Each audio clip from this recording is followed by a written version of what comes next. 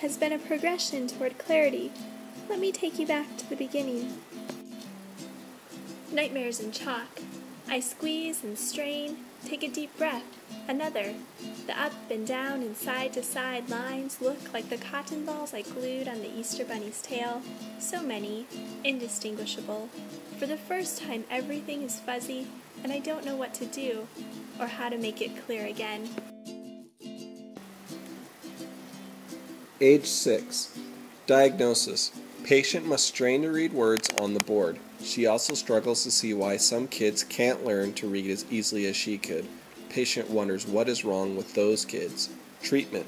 Glasses are prescribed, and mom and dad share with her the most important piece of wisdom she would ever receive.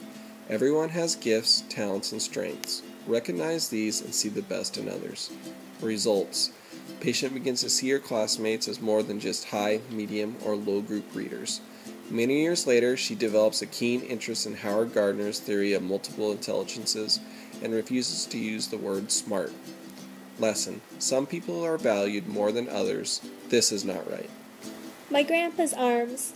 In my grandpa's last moments, it is said that he lifted his arms, battered by chemo and a life of hard work and tough love, lifted his arms, yet his eyes were closed and his breaths long and uneven, lifted his arms to heaven, to his mother, dead now nearly 68 years, lifted his arms in offering or acceptance, or just to show he was on his way home, and would be held, though we couldn't hold him any longer.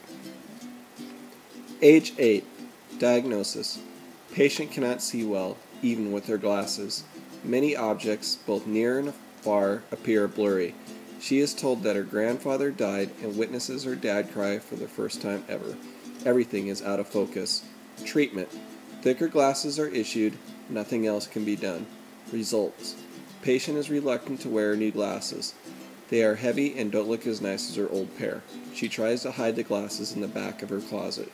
Her best friend, Renee, who also has struggled with heavier glasses, retrieves them from among the toys and games. Renee gently coaxes her to wear the glasses. Lesson. People die. But what about me? Calendars suggest that my parents conceived Abigail only days before my grandmother collapsed at the local super clean car wash. Whether the reincarnation of Grandmother Maxine's spirit or an excuse for Dad to push the pain out of his eyes, flames flickered in my young heart when my parents told my brother and me that God was going to give our family another child for Christmas. I wanted my grandmother back.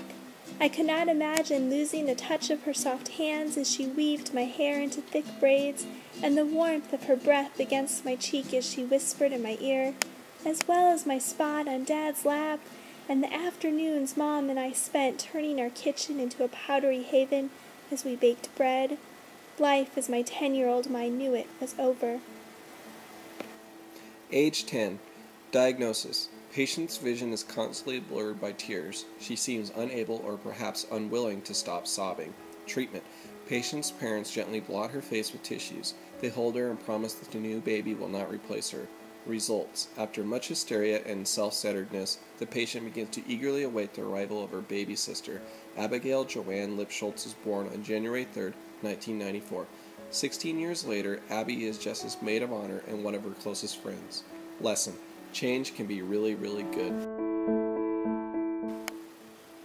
My second story. The boy in the black polo and stonewashed Levi's can't see me. Safe in a padded blue chair on the second floor, I watch him circle around the baking cement. He looks over his shoulder like he is being followed, and I wonder if he feels me. He looks up, at me, into me. I am exposed in front of this wide window, and there is nothing to do but stare at the black beads of his eyes, but he does not see me. The boy seems lonely, and so am I in my second-story chair where I watch and write.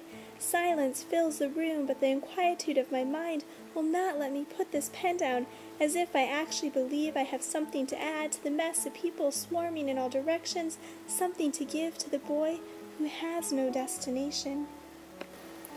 Age 16. Diagnosis. Patient focuses on images that are far away. It is increasingly difficult for her to clearly see objects that are up close. Doctor identifies a pronounced astigmatism in both eyes. Treatment. Patient is prescribed toric lenses. She also attends a summer writing program and learns that friendships she develops are much more powerful than any words she could ever compose. Results. Patient can now recognize the people who surround her, and she comes to see that people can only write well if they experience life. Lesson. Writing is powerful, but must be balanced by real experiences.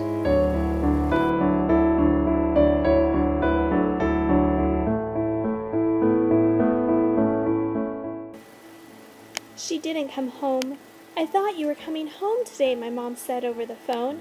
So many reasons or excuses, but all I could say was sorry. Sorry because after all of this time of wanting nothing more than my mom to come home, I have left. The first time my mom didn't come home, my dad gathered my 1-year-old brother and me on the afghan his mother had crocheted for us, and we waited. We waited through the 10 o'clock news. We waited through Johnny Carson. We waited, and then the call came that told us my mom had been admitted and that we should come quick, and then there was nothing. I must have slept as my dad drove us through the packed snow and across the black ice, but then I remember the sliding doors of the emergency room and the puke orange plastic chairs we sat on, and I just wanted to crawl onto my dad's lap, but my baby brother was there, and so there was no room. Where was my mom?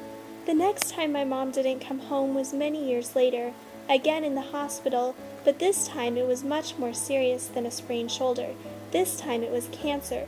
This time she didn't come home with us after several hours of waiting. This time we waited, through operations and close calls, days wandering cold hallways and nights on plastic chairs, but she finally came home, weak and unlike herself. Where was my mom? And now my mom is home, but where am I? Age 20. Diagnosis. Patient has poor depth perception. She struggles to know how close to get to objects and is often overcautious, staying too far away. Treatment. Patient is instructed to be careful, but not to shy away from normal activity. Time and experience will help her gain perspective. Results. Patient slowly begins to understand her place in relation to others. Lesson. Growing up is tough. Drowning. A young woman sits hunched over a fresh composition book.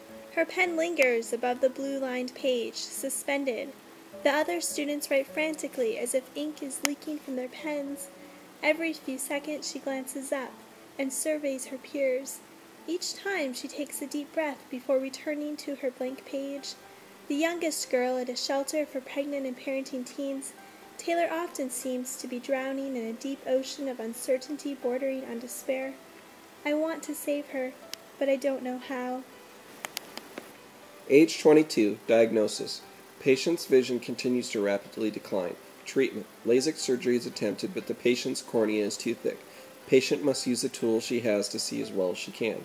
Results. Patient grows to understand she cannot dive in and save Taylor and her unborn child, but she can help her learn to swim by encouraging her to challenge the immobilizing story she has been told about herself. She can also take her hand and support her as she creates a new narrative filled with possibility. Lesson. People can make a difference. We really should have gone to Vegas. This is my wedding. Please notice the periwinkle programs with the precious pochette enclosed with the perfect petal fold, handed to you with a smile by the darling cousins in coordinating purple pinafores that perfectly complement the lovely lilacs of the bridesmaids' bouquets. Also observe how the Schubert, Bach, and Pachelbel pieces come alive with each graceful stroke of the strings by the acclaimed yet reasonably priced Arioso string trio that almost effortlessly allows the ceremony to maintain a semblance of the traditional church wedding despite the more contemporary readings carefully placed at key moments during the 56-minute service. And at the reception, note the seared tri-tip steak accompanied by baby roasted red potatoes, the waiter dressed in a smart white smock properly placed in front of you, particularly the sweet scent of warm butter swirling up from the china plate. But most of all, please do not overlook the tiny tear that ran down the groom's face when I approached the altar, or the way my soul seemed to burst out from my body and sing when he said, "I do." Age 26. Diagnosis. Patient's oversized pupils result in incredible glare, particularly at night. It is difficult to read street signs and find her destination. Treatment.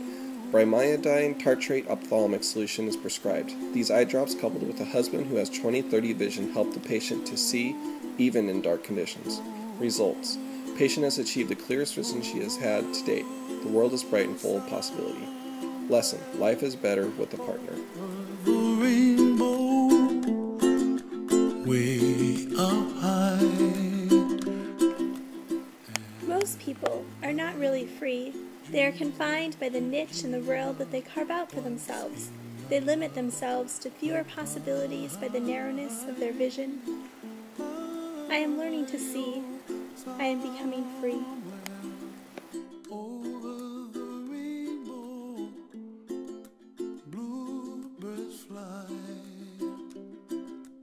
and the dreams that you dream of, dreams really do come true. Ooh, someday you wish upon a star, wake up where the clouds are far behind. Be where trouble melts like lemon drops, high above the chimney top. That's where